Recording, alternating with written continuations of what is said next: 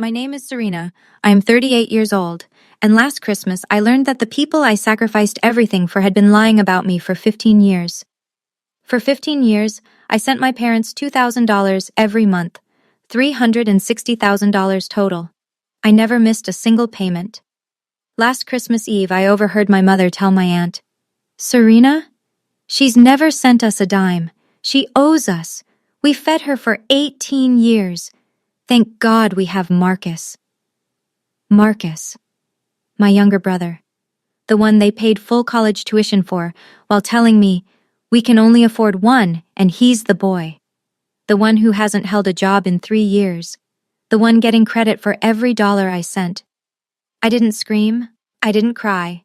I didn't confront her. I pulled out my phone and made one call. By New Year's Eve, 30 of my relatives learned exactly who had really been supporting my parents all along. And my parents? They learned what happens when you erase the wrong daughter. Before I tell you what happened, please take a moment to like and subscribe, but only if you genuinely connect with this story. Drop a comment below. Where are you watching from, and what time is it there? Now let me take you back to 15 years ago, the day I made my very first transfer. I was 23 when I got my first real paycheck, fresh out of college, $60,000 in student debt hanging over my head like a storm cloud. 3 part-time jobs during school just to keep the lights on, no help from my parents, not a single dime. I still remember the conversation from 5 years before that paycheck.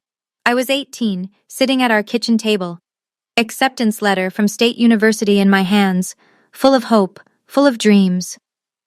"Dad, the tuition is $12,000 a year. I got a partial scholarship, but I still need—" He didn't even let me finish. "Serena, we can only afford one. Marcus needs it more. He's the boy. He'll have a family to support someday." Mom nodded beside him. "You'll find a way, honey. Girls always do." So I did. I found a way. Student loans, waitressing, tutoring, night shifts at a gas station. I clawed my way through 4 years of college while Marcus got a free ride. When I landed that first job, junior analyst at a financial firm in Chicago, I should have been celebrating. Instead, I opened my banking app and sent $500 to my parents. Mom called that night. "Only 500?" Her voice dripped with disappointment. "Marcus is struggling with his credit card bills. He could really use some help." I increased it to 1,000 the next month. Then 2,000 when I got promoted. I kept waiting for a thank you, a simple acknowledgement, something.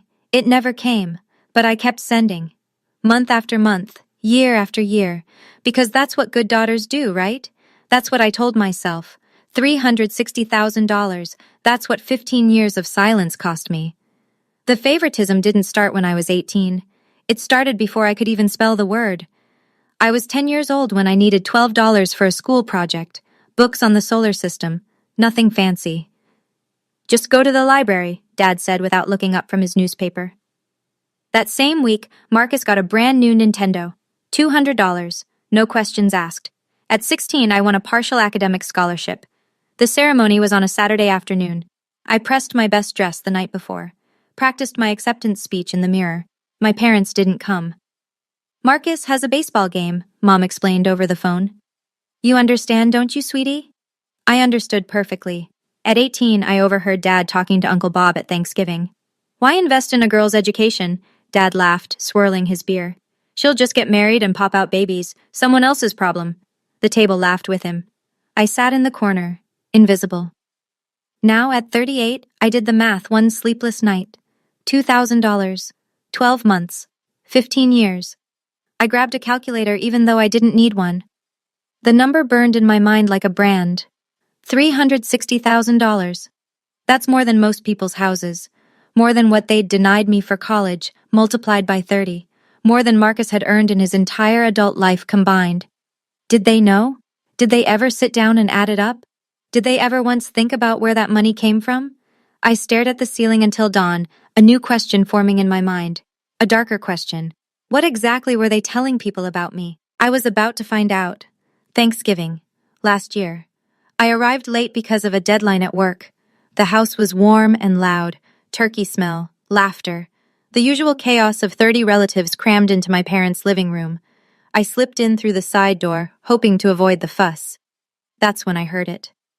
Aunt Ruth's voice, clear as a bell. Marcus, you're such a good son, sending money to your parents every month like that. I froze in the hallway. Marcus's response made my blood turn to ice. Family comes first, Aunt Ruth. He smiled that lazy smile of his. It's the least I can do. I couldn't move, couldn't breathe. Surely I misheard. Then Mom chimed in, loud enough for everyone to hear. Serena's always so busy with her big city job, she sighed dramatically. Never has time for us, never helps out. Thank goodness we have Marcus. Sympathetic murmurs rippled through the room. That's so sad, someone said. Some children just forget where they came from, another added. I stood frozen, grocery bags cutting into my palms. 15 years of bank transfers screamed in my head.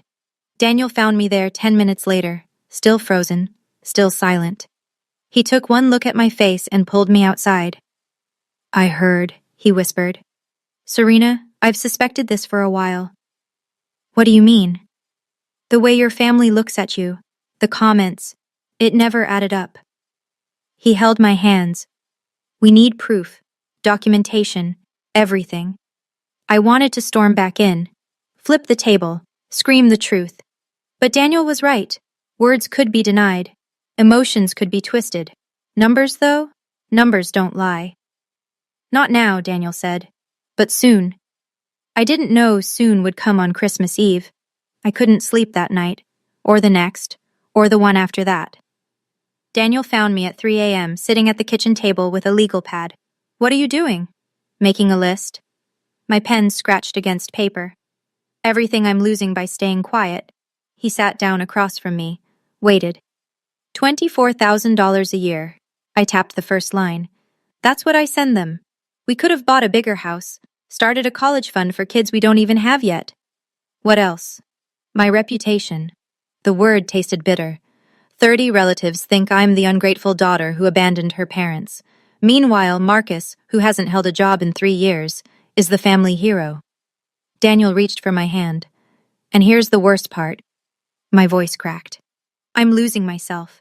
Every holiday I sit in that corner and I feel like I'm 18 again, invisible, worthless. So what do you want to do? I'd been asking myself that question for days. I could confront them, but it's my word against theirs. Your accountant has records. I looked up. What? Margaret, she's been doing your taxes for years. She has every transfer documented. Something shifted in my chest, a small flame of hope. If I do this, I lose them, my parents, for good. Daniel's eyes were steady, certain. Serena, you lost them years ago. You just haven't accepted it yet. His words hit like a physical blow, because they were true. I had been mourning parents I never really had, chasing approval that would never come, paying for love that was never for sale. I'll wait, I finally said. One more chance, one more sign. Christmas was 2 weeks away. I didn't know the sign would come so clearly. Christmas Eve, my parents' house glowed with string lights and false warmth. Daniel squeezed my hand in the car. You sure about this? No. I grabbed the bottle of wine I'd brought. But I need to know if Thanksgiving was a fluke. Maybe I misheard. I hadn't misheard. Deep down, I knew. But hope is a stubborn thing. The door swung open before I could knock. Oh. Mom's hug lasted exactly 1 second. You made it. Not, I'm so glad you're here. Not, Merry Christmas, sweetheart. Just, you made it. Like I was an afterthought. The living room overflowed with relatives. Aunts, uncles, cousins, their kids. The tree sparkled. Mariah Carey played on the speaker. And there, in the center of it all, sat Marcus. Dad handed him a glass of whiskey. Marcus, tell everyone about your new business venture. Well, Marcus leaned back, basking in attention. I'm looking into some investment opportunities. Real estate mostly. Just waiting for the right moment. Translation. He was unemployed and living off our parents. Off my money. Aunt Ruth caught my eye and waved me over. Serena, how's work? Your mother says you're always so busy. It's fine, Aunt Ruth. I forced a smile. Busy, yes. That's a shame. She patted my arm. Family should come first, you know. I wanted to scream. Instead, I excused myself to get water. The kitchen was quiet, a brief escape. I poured myself a glass, hands trembling slightly. That's when I heard voices from the laundry room, Mom and Aunt Carol. I shouldn't have listened, but something, instinct, fate, 15 years of doubt, made me stay. What I heard next changed everything. I stood frozen by the refrigerator. The laundry room door was cracked open, just enough. Aunt Carol's voice. Diane, I don't understand. Serena's a financial analyst, right? She must make good money. Why doesn't she help you out? My heart stopped. Mom's laugh was sharp, dismissive. Her? Please, Carol. She's never sent us a dime. The glass in my hand trembled. Really? Aunt Carol sounded surprised. But she seems to be doing so well. All show. Mom's voice dripped with contempt. You know how she is. Always had her nose in the air, too good for her own family. We raised her for 18 years, fed her, clothed her, and she owes us. But does she care? No. I pressed my back against the counter, tried to breathe. That's terrible. Thank God for Marcus, Mom sighed. He's the one who takes care of us, every month, without fail. He understands what family means. Marcus always was the sweet one.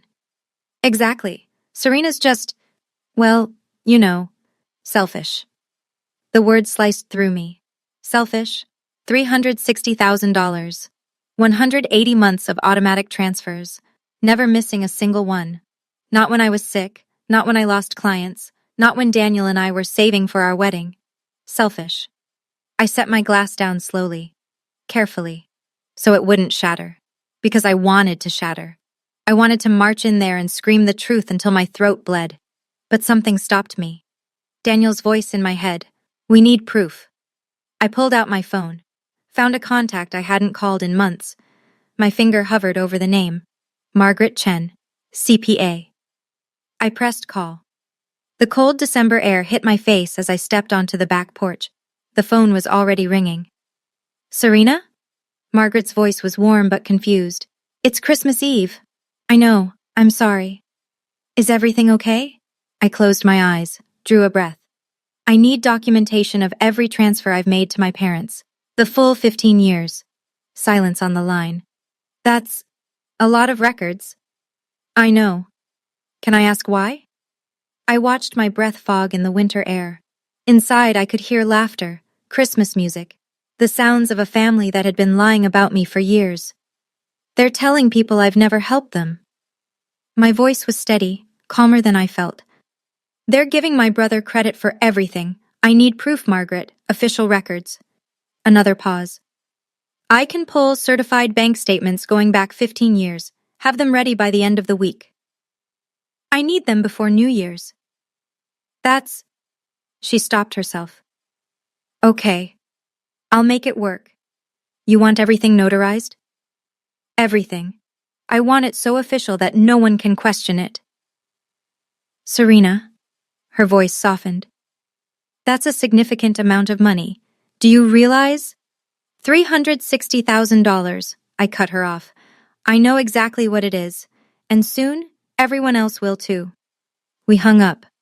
I stood there a moment longer, watching my breath disappear into the darkness. The door opened behind me. Serena? Mom's voice sweet as sugar. What are you doing out here? Come inside, it's freezing. I turned to face her, the woman who had just called me selfish to my aunt. Just a work call, Mom. She shook her head. Always working. That's your problem. I smiled and followed her inside. Not for long. December 26th, the day after Christmas. Daniel had gone back to work. I sat alone in our apartment, staring at my phone. One call down, one more to make. I found Thomas Reed's number, my estate lawyer. We'd met 2 years ago when Daniel and I finally got around to making wills. Back then, I'd listed my parents as secondary beneficiaries, just in case. Reed Law Office. How can I help you? Thomas, it's Serena Everett. Serena, happy holidays. What can I do for you? I didn't waste time on pleasantries. I need to make changes to my estate documents, my will and my life insurance beneficiaries. A brief pause. What kind of changes? I want to remove my parents from everything. Papers shuffled on his end. I pictured him pulling up my file. Currently, your husband Daniel is primary beneficiary. Your parents, Harold and Diane Moreno, are secondary. You want to remove them entirely? Yes. Replace them with... I thought for a moment. A children's education charity for kids from low-income families.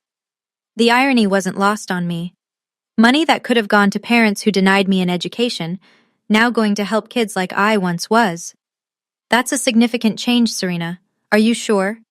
I've never been more sure of anything. I can have the documents ready by January 2nd. You'll need to come in and sign. Perfect. If you don't mind me asking, it's a family matter, Thomas. My voice was firm but polite.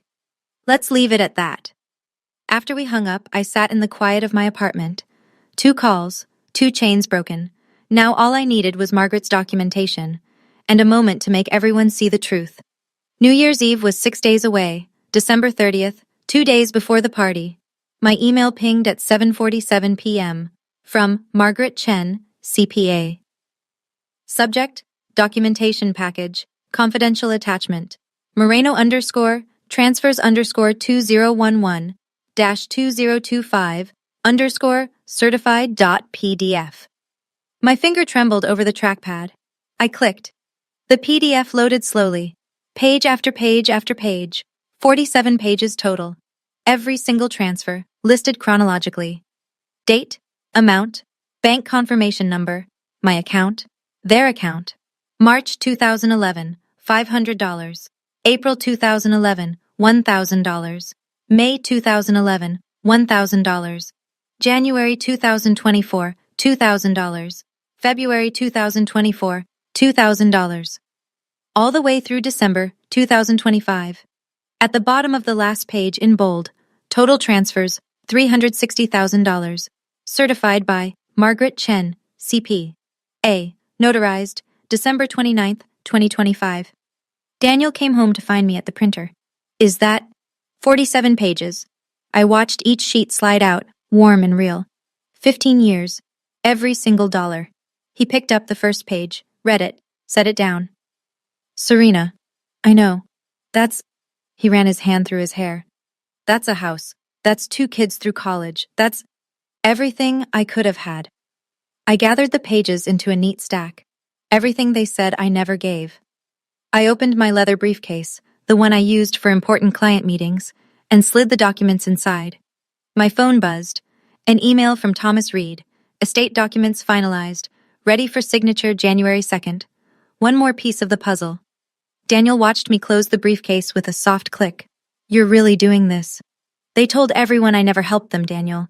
They told everyone Marcus was their savior. I met his eyes. They're having a New Year's Eve party, 30 relatives, and I'm going to give them all something to talk about. I'll drive you. No, I shook my head. I need to do this alone. December 31st, 8 p.m. Daniel idled the car outside my parents' house. Every window blazed with light. Music thumped from inside. At least 30 cars lined the street. I can wait, Daniel offered, just in case. Give me 2 hours. I grabbed the leather briefcase from the back seat. If I'm not out by 10, come find me. Serena. He caught my hand. Whatever happens in there, I'm proud of you. I kissed his cheek. Then I stepped into the cold. The door was unlocked. I let myself in. The living room hit me like a wave. Noise, heat, bodies everywhere. Cousins I hadn't seen in years. Aunts and uncles drinking champagne. Kids running between legs. And my mother, holding court by the fireplace. She spotted me. Her smile flickered. There, then gone. Serena, you came. She didn't move to hug me. What's with the bag? Working tonight? Just some documents. I kept my voice light. Something I need to take care of. Her eyes narrowed slightly. Suspicious, but guests were watching, so she played nice. Well, put it somewhere. It's a party. I set the briefcase by my feet, didn't let it out of sight. Across the room, Dad was mid-story, a circle of relatives hanging on his words. And you know how hard it's been since I retired. Fixed income, medical bills, but Marcus has been incredible. He clapped my brother on the shoulder. Couldn't have done it without him. Marcus beamed. Actually beamed. I found an empty chair in the corner, sat down, watched. Aunt Ruth drifted over. Serena, honey, you look tired. Everything okay? Just waiting for the right moment, Aunt Ruth. She gave me a puzzled look but moved on. The clock on the wall read 8:15. Less than 4 hours until midnight. I could wait. 9:30 p.m. The party was in full swing. I hadn't moved from my corner. Watching. Listening. The briefcase sat at my feet like a patient predator. Aunt Carol clinked her glass with a fork. The room quieted. Harold, Diane, speech time. Dad stood, chest puffed with false modesty. Well, since you insist. He raised his champagne. It's been a tough year, folks. You all know our struggles, but we're blessed to have family who truly cares. He looked pointedly at Marcus. Our son has been our rock. Every single month helping us make ends meet. That's what real family looks like. Murmurs of approval, glasses raised. Then someone, Cousin Beth, I think, gestured toward me. What about Serena? She's doing so well. The room turned, 30 pairs of eyes, waiting. Mom jumped in before I could breathe. Serena? She laughed, but it didn't reach her eyes. Oh, honey, she's very busy. Important job in the city. Doesn't have much time for family anymore. That's a shame, Uncle Bob said. Mom wasn't done. Sometimes I wonder, she dabbed at her eyes. We raised her for 18 years, fed her, clothed her, gave her everything, and now… She trailed off with a theatrical sniffle. She doesn't even call, Dad added, let alone help. The sympathy in the room was palpable. Poor Harold, poor Diane, such devoted parents, such an ungrateful daughter. I looked at Marcus. He was studying his shoes, not defending me, not correcting the lie, just silent. My hands gripped the briefcase handle. Aunt Ruth spoke up, looking directly at me. Serena, I don't understand. You're a financial analyst. You make good money. Why don't you help your parents? Every eye in the room fixed on me. This was it. I stood up slowly. Thank you for asking, Aunt Ruth. The room went silent. I lifted the briefcase onto the coffee table. The lock clicked open, impossibly loud in the quiet. What are you doing? Mom's voice was sharp. Warning. I didn't answer, just removed the stack of papers. 47 pages, certified, notarized. I think it's time everyone saw this. I set the documents on the table where everyone could see. The first page was clearly visible. Bank transfer record. Serena Everett to Harold and Diane Moreno. What the hell is this? Dad stepped forward. This is a complete record of every transfer I've made to you and Mom. My voice was steady, calm. Starting in March 2011 and ending last month. Aunt Ruth was closest. She picked up the first page. $2,000? Her eyes widened. You sent $2,000? Every month. I nodded.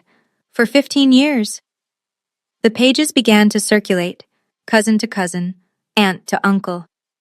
I watched their faces change. Confusion, disbelief, math being done in heads. Wait. Uncle Bob flipped to the last page. The total here says $360,000. Gasps rippled through the room. That can't be right, Aunt Carol breathed. It's certified, I pointed to Margaret's signature. By my CPA, notarized, official bank records. The room erupted in whispers. Papers rustled as everyone tried to see. Mom's face had gone white. Dad's champagne glass trembled in his hand.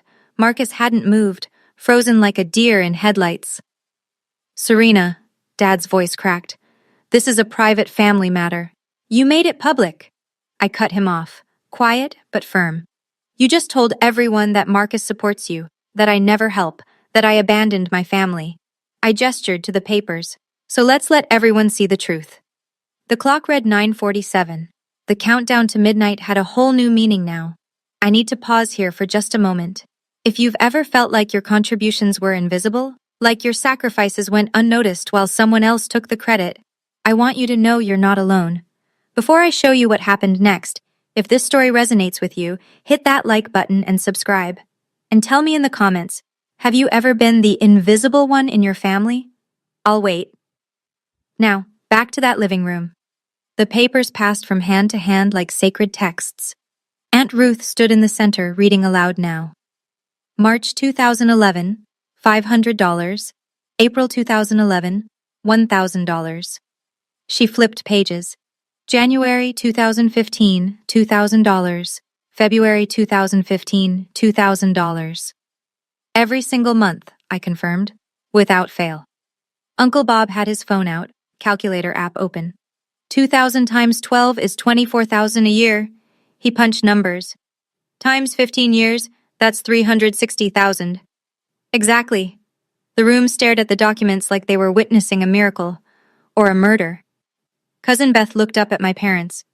Harold, Diane, is this real? Mom's mouth opened, closed. No sound came out. Dad tried to recover. Those could be doctored. Anyone can fake. They're certified. Aunt Ruth's voice cut like ice. I can see the CPA's seal, the notary stamp. These are legal documents, Harold. More whispers, more shuffling of papers. I don't understand. Aunt Carol pressed her hand to her chest. You told us Marcus was sending money. He is. Dad's voice was desperate now. Marcus helps in other ways. What other ways? Uncle Bob challenged. Because according to this, Serena's been paying your mortgage for 15 years. I watched my parents scramble, watched the walls they'd built from lies begin to crack. Marcus does contribute, Mom insisted weakly. He just doesn't keep records like she does. Then where are his bank statements? The question came from Cousin Beth. If he's been sending money, show us. Every head turned to Marcus. He stood frozen, face red, eyes darting. I don't. You don't what, Marcus? Aunt Ruth's tone had shifted, harder now, angrier. I almost felt sorry for him. Almost. Dad stepped forward, hands raised like he was calming a mob. Everyone, please. This is a private family matter. We shouldn't air our... You just gave a speech. Uncle Bob's voice boomed across the room. You stood up and told everyone Marcus was your savior. You called Serena ungrateful. In front of 30 people. That's not private, Harold. Mom tried a different approach. She dabbed at her eyes, voice trembling. Serena, honey, why would you do this? Embarrass us like this? After everything we've done for you? There it was, the victim card. I'd seen her play it 1,000 times, with neighbors, with doctors, with anyone who'd listen. Not tonight. Everything you've done for me? I kept my voice level. You refused to pay for my college. You told Dad to invest in Marcus because girls don't need education. I took out $60,000 in loans while Marcus got a free ride. That's not... Mom sputtered. And when I graduated, when I got a good job, when I started earning real money, I sent it to you, every month, for 15 years. I pointed at the documents now scattered across the coffee table. That's not embarrassment, Mom, that's the truth. But we raised you. Dad's composure cracked. 18 years. That doesn't count for anything? I spent $360,000 over 15 years. I met his eyes. I'd say we're even. The room went dead silent. Aunt Ruth stepped between us. Harold, Diane. Her voice was quiet but devastating. I think you owe everyone an explanation. Why did you tell us Marcus was supporting you when Serena was the one sending money? Mom's face crumpled. Dad's jaw clenched. Neither spoke. The silence said everything. The attention shifted to my brother like a spotlight finding its mark. Marcus stood by the fireplace, champagne glass still in hand. He hadn't moved since I opened the briefcase, hadn't spoken, hadn't defended our parents or corrected their lies. Uncle Bob walked up to him.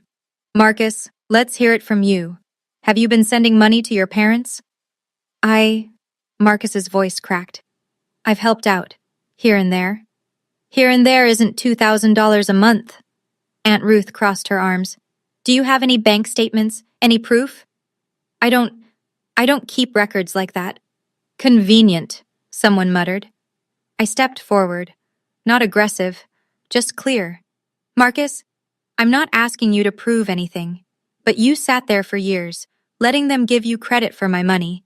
You heard Mom and Dad tell everyone I was ungrateful. You knew the truth. His eyes finally met mine.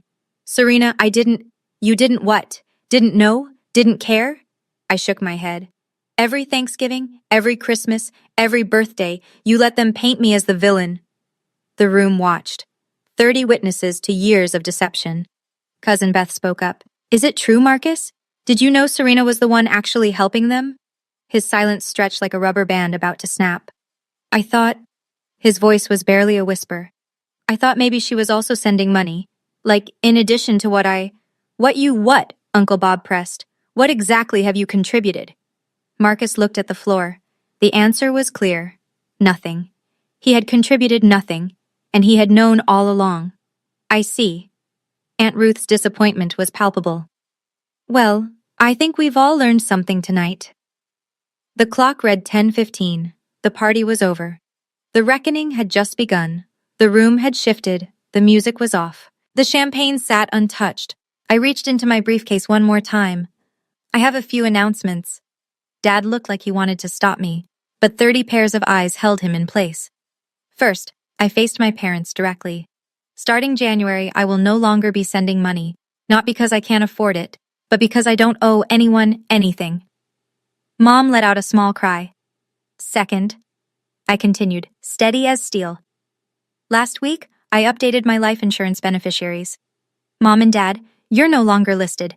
If something happens to me, the money goes to an education fund for children from low-income families. The irony landed. I saw Aunt Ruth nod slightly. Third, this was the hardest one. I've revised my will. The inheritance you were counting on, it's gone. Every penny will go to people who won't deny where it came from. Mom's legs seemed to give out. She sank onto the couch. How could you? Her voice was raw. After everything. After everything? I almost laughed. You told the entire family I was ungrateful. You gave Marcus credit for my money. You never once said thank you. We're your parents, Dad shouted. And I was your daughter. Past tense, deliberate. You raised me for 18 years. I supported you for 15. I funded vacations you told people Marcus paid for. I covered medical bills you said came from savings. I picked up my briefcase. We're even now. Actually, by my math, you still owe me about $100,000 in emotional damages, but I'll let that slide. No one stopped me as I walked toward the door. Serena, wait. Mom reached out. I didn't turn around. I was almost at the door when a hand caught my arm. Aunt Ruth. Her eyes glistened. Without a word, she pulled me into a hug. I'm so sorry, sweetheart. Her voice broke. I didn't know. All these years I thought, it's okay, Aunt Ruth. It's not okay. She pulled back, hands on my shoulders. I believed them. I looked at you at holidays and thought, she couldn't finish. You believed what they told you. That's not your fault. Uncle Bob appeared beside her. Serena, I owe you an apology too, the way I talked about you behind your back. He shook his head. I'm ashamed. One by one, relatives approached. Cousin Beth, Cousin Mark, Aunt Carol, who was now staring at my parents with new eyes. I lent Marcus $20,000, Aunt Carol said quietly. Your parents said it was for an investment, a sure thing. My stomach dropped. There was no investment, was there? She shook her head slowly. The web of lies was bigger than I'd imagined. Dad pushed through the crowd. Everyone, this has all been blown out of proportion. Serena is clearly emotional. Harold. Uncle Bob's voice stopped him cold. I think you should stop talking. Mom sat on the couch, crying softly. Real tears now, I suspected. But not tears of remorse. Tears because she'd been caught. I turned to the room one final time. I don't need anyone to apologize. I don't need anyone to take sides. I just needed the truth to be heard. I lifted my briefcase. Now you've heard it. The front door felt lighter than I expected. The cold December air hit my face like a promise. Daniel's car was waiting at the curb, engine running. I climbed in without looking back. How'd it go? It's done. The moment I walked out that door, I felt something I hadn't felt in 15 years. Freedom. If you're still watching, I want to ask you something. If you were in my shoes, would you have done the same? Or would you have stayed silent? Drop your answer in the comments. And if you want to see how this all played out, because the aftermath was something I never expected, keep watching. We're almost there. The first week of January brought a flood of messages, not from my parents, from everyone else. Aunt Ruth texted daily. Called your mother today, demanded an explanation. She just cried and blamed circumstances. Couldn't give a straight answer. Uncle Bob sent a long email, apologizing for every sideways glance, every muttered comment about my absence at family events. I should have asked you directly instead of believing gossip. That's on me. Cousin Beth called while I was making dinner. Serena, I just want you to know, I told my mom about what happened. She's furious with your parents. The whole book club knows. Book club. God. My parents' humiliation was spreading like wildfire through my mother's social circle. I should have felt guilty. I didn't. On January 8th, Marcus finally reached out. A single text. Was that really necessary? Mom and Dad are devastated. I stared at it for a full minute before responding. You stayed silent and took credit for 15 years. Don't lecture me about what's necessary. No reply. The silence from my parents was louder than any screaming match could have been. 10 days, not a single call, not one text.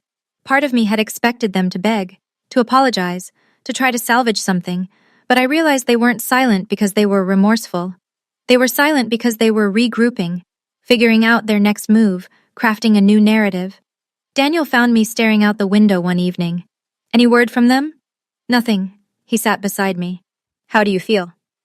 I considered the question carefully. Light, I finally said, like I've been carrying a weight I didn't even know I was holding. He squeezed my hand.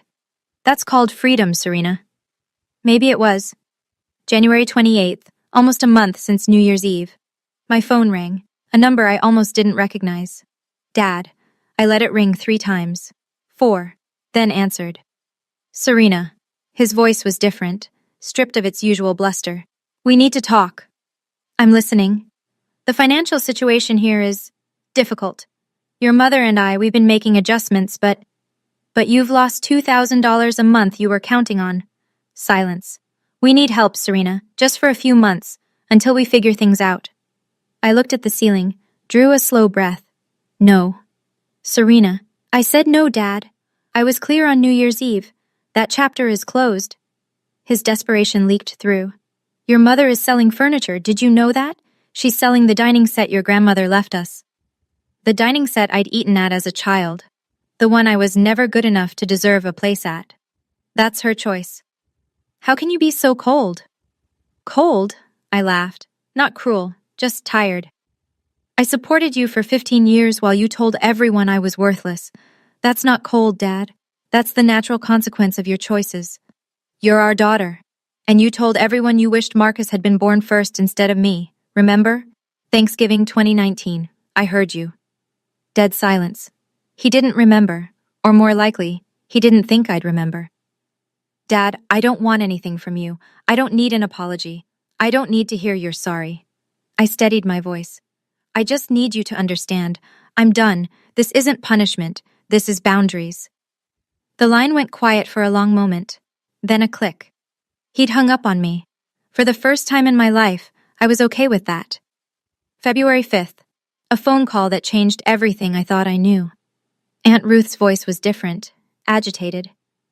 Serena, I need to tell you something. I just found out and I'm furious. What happened? Your brother. She spat the words. Marcus, do you know how much debt he's in? I knew about some credit card issues. Some? She laughed bitterly. He owes $40,000 on credit cards alone, but that's not the worst part. My stomach tightened. What's the worst part? He borrowed $20,000 from Carol 2 years ago. Your parents convinced her it was for an investment opportunity. Some tech startup, they said. I sank into my chair. There was no startup, was there? Of course not. Marcus used the money to cover old debts, and now Carol wants it back, and he doesn't have it. Aunt Ruth's voice cracked. He's been living off your parents, which means he's been living off you for years, and they let it happen. The full picture emerged like a photograph developing in acid. My money hadn't just been keeping my parents afloat. It had been funding Marcus's entire charade. The business ventures, the investments, all fiction. They built a house of cards, I whispered, and used my checks as the foundation. Exactly, Aunt Ruth sighed. I'm so sorry, Serena. We all trusted them. We all believed. You believed what good people believe about family. I felt strangely calm. That parents don't lie about their children. That blood means something. Doesn't it? I thought about that question. It should, I finally said.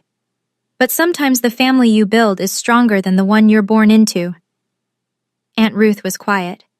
Then, softly, I'd like to be part of that family, if you'll have me. My eyes stung. You already are. February 12th. An email from an address I didn't recognize.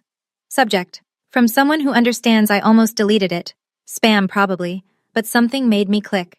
Dear Serena, you don't know me, but I know your story. My name is Patricia. I'm your father's youngest sister. We haven't met because I cut contact with Harold 30 years ago. I heard about New Year's Eve from Ruth. She thought I should reach out. I want you to know you are not alone, and you are not the first. My heart stopped. Dad had a sister? He'd never mentioned her. Not once. I read on.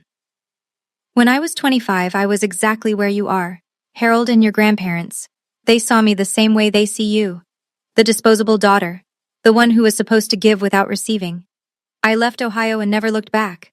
Best decision I ever made. I know the guilt you might be feeling. The whispers that tell you family is everything, and blood is thicker than water. But here's what I've learned in 30 years. The full quote is, "The blood of the covenant is thicker than the water of the womb." The bonds we choose are stronger than the ones we're assigned. I live in California now. I have a good life. A family that loves me without conditions. If you ever want to talk or visit, I'm here. Your aunt, Patricia. I read the email 3 times. A whole person. Erased from family history. Just like they tried to erase me. My fingers trembled as I typed a reply. Patricia, yes, I want to meet you. I want to hear everything. Thank you for reaching out, Serena. The pattern, I realized, went back generations. But it ended with me. March 3rd, 3 months since New Year's Eve.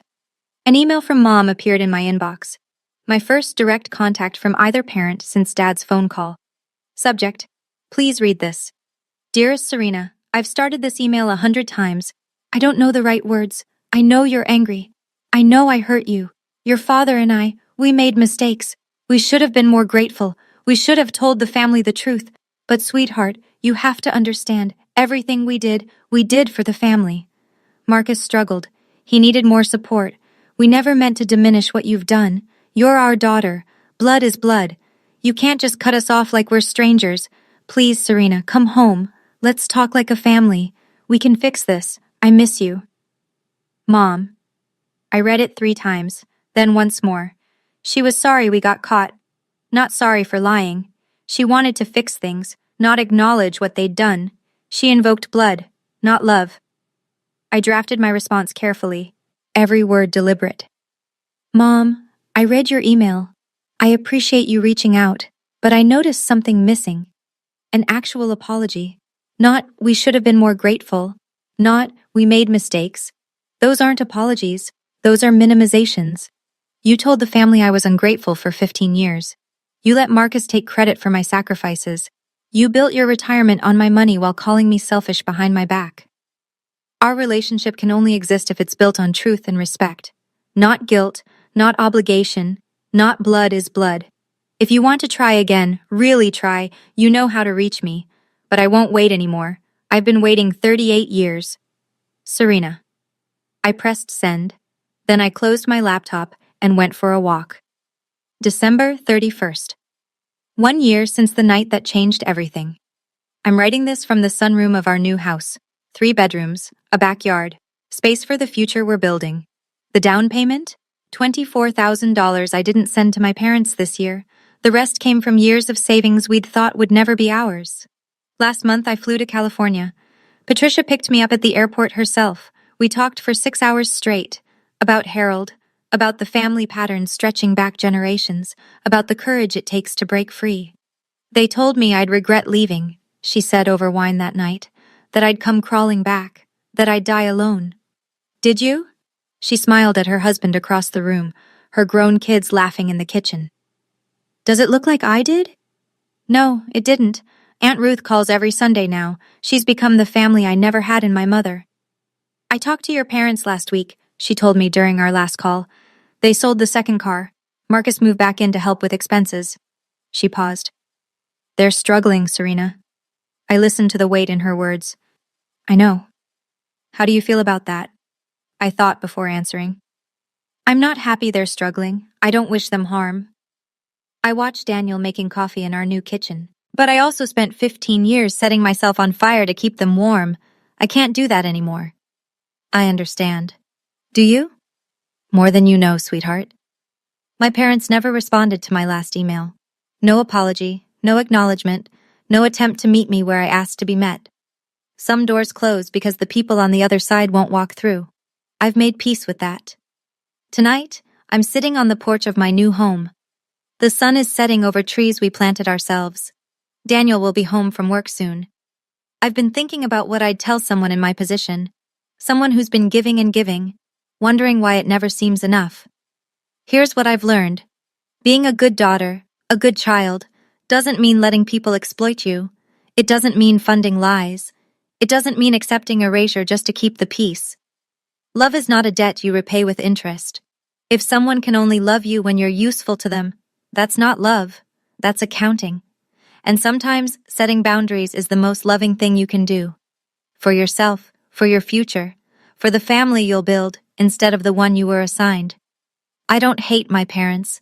Hatred takes energy I'd rather spend elsewhere. I feel something closer to grief. Mourning parents I wished I'd had. The versions of them I kept hoping would emerge. They never did. But here's what I gained. Freedom, self-respect, a marriage built on honesty. Relatives who became real family once they learned the truth. And Patricia, an aunt I never knew existed, who proved that breaking free doesn't mean breaking down. The door opens behind me. Hey! Daniel sets a cup of tea beside me. What are you thinking about? Everything. Nothing. I smile up at him. Mostly just how different this year feels. Good different? I take his hand. Yeah, good different. He sits beside me. We watch the last light fade together.